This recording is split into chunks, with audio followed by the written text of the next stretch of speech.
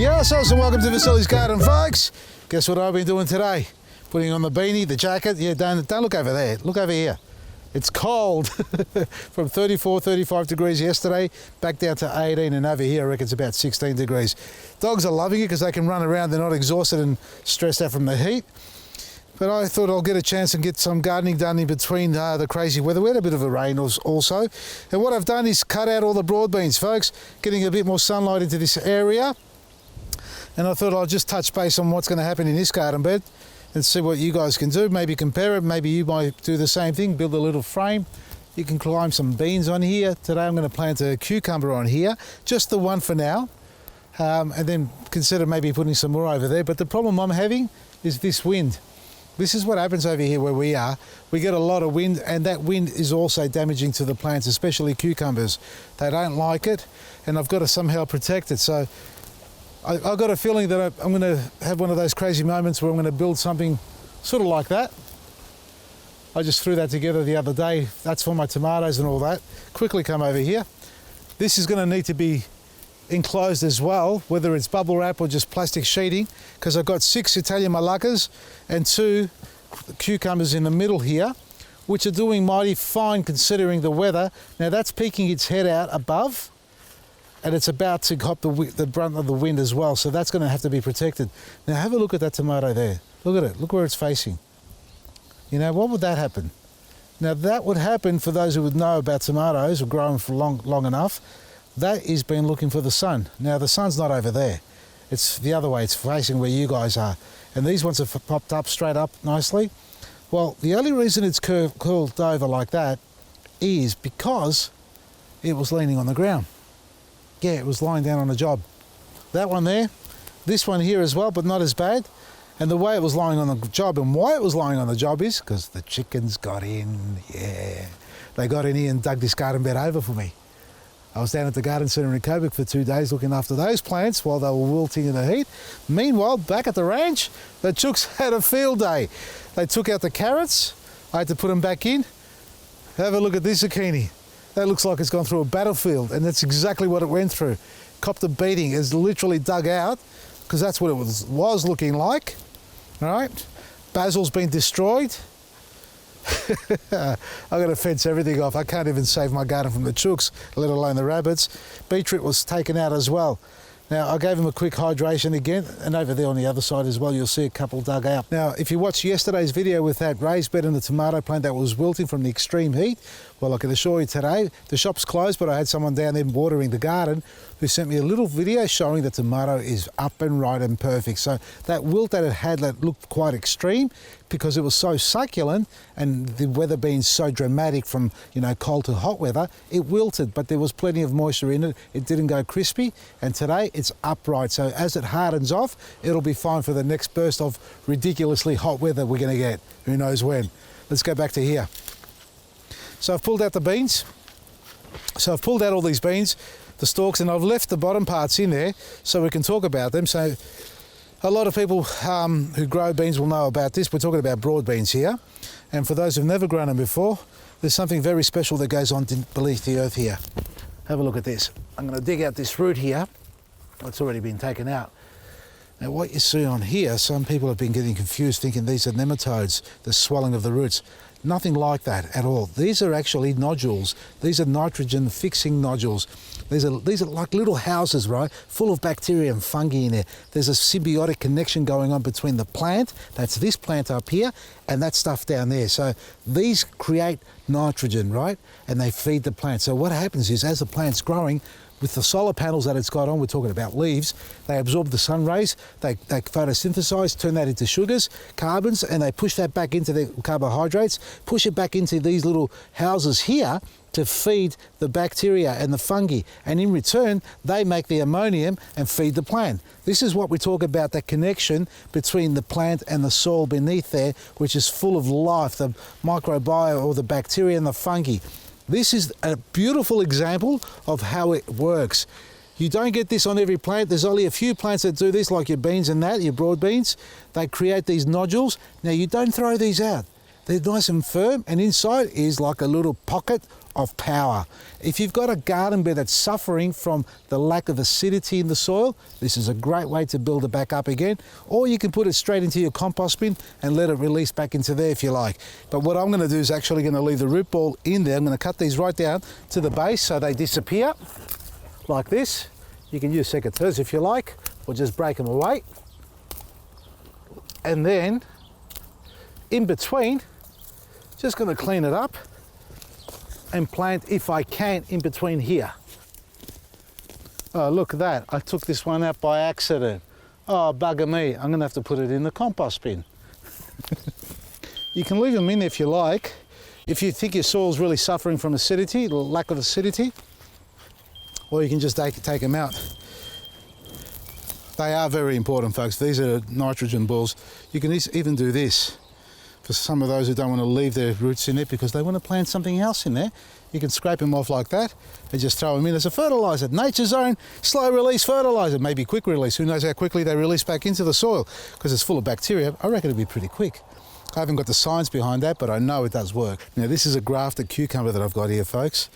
Burpless variety, grafted, prolific fruiterer. Almost every leaf and a fruit, or two fruit in fact. Look at that, we've got 2 cucumbers developing almost at every second leaf node there. Now this is going to go in there, and mind you, the graft, when I first brought it here, well before I brought it here, it was nice and soft and succulent looking and delicate, and then I left it out here in the stinking hot heat and wind, and it's starting to get weather beaten a bit, but we're going to have to protect it. So what I'm going to plant there, and you better watch yourself because you're going to trip over Cara there. Okay, sorry, that was Vader. We're going to plant the grafted along here, and we've got our Cal Wonders and Sweet Mama's capsicum on either side. Actually, no, these are long sweet yellow. These were eaten at the store by slugs, snails, see all that? And now they're coming good. Look at the new growth coming on this one. This one's kicked off the best at the moment, so you can see all the new growth coming on. They're settled in, and I've planted them in between the garlic, which are finishing off. You can see they're wilted over. Not quite ready to pull out. They need another week, and then I'll take them out properly because I did trial them out, and you can see the actual casing isn't quite formed on the outside. So in between the garlic, I've planted my sweet yellows, and we've got Sweet Mamas over there on that side.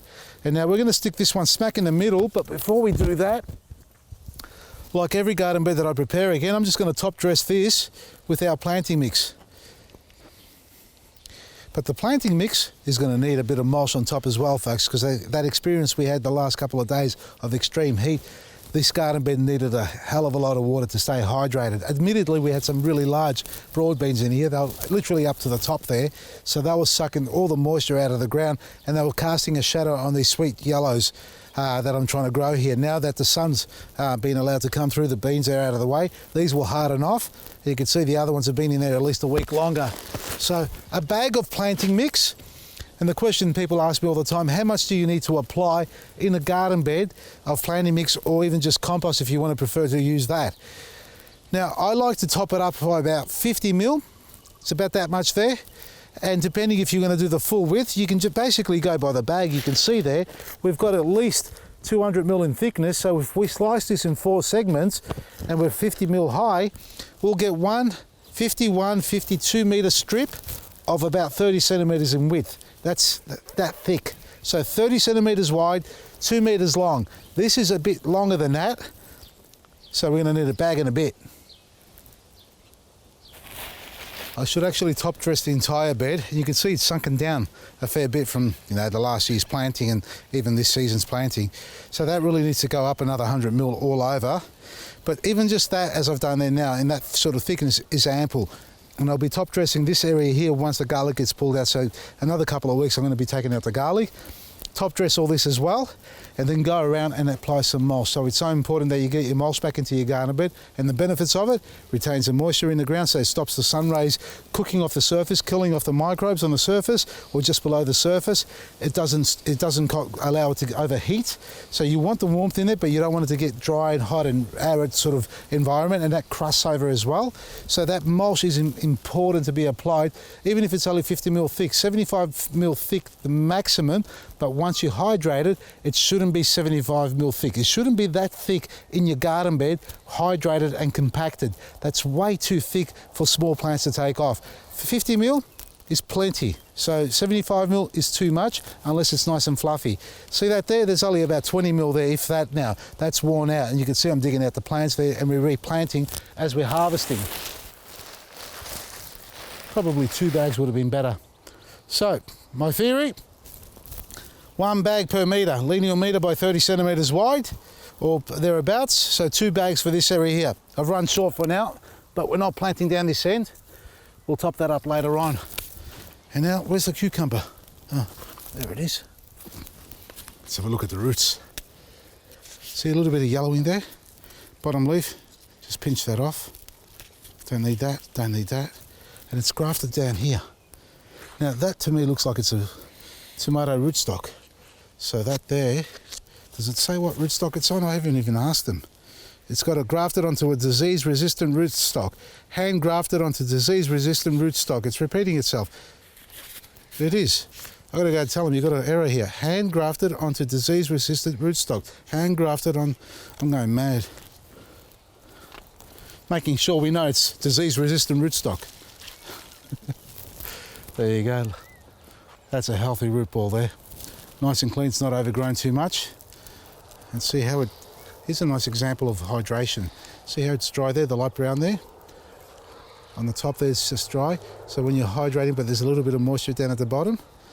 And you can see how it's still nice and high on that side there, but really dry here.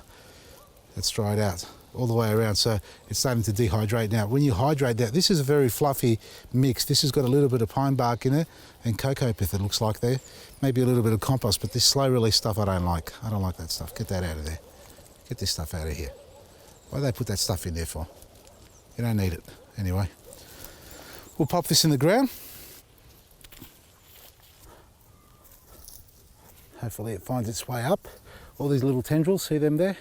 They've got little hairs on them, hair-like fibres, and they're quite sticky. So once they find themselves onto here, they'll start wrapping themselves around, and before you realise, it'll start climbing up. And we'll assist it along the way as well. I've taken the stake out, the little stake and the little clip.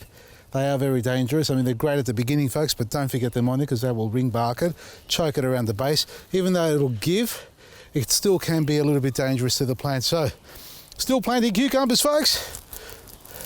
Still planting tomatoes, still planting eggplants. I've got onions to put in the ground. We've got heaps to go in. And now for you guys, if you want to have continuous harvesting as what we're doing here, plant something every day.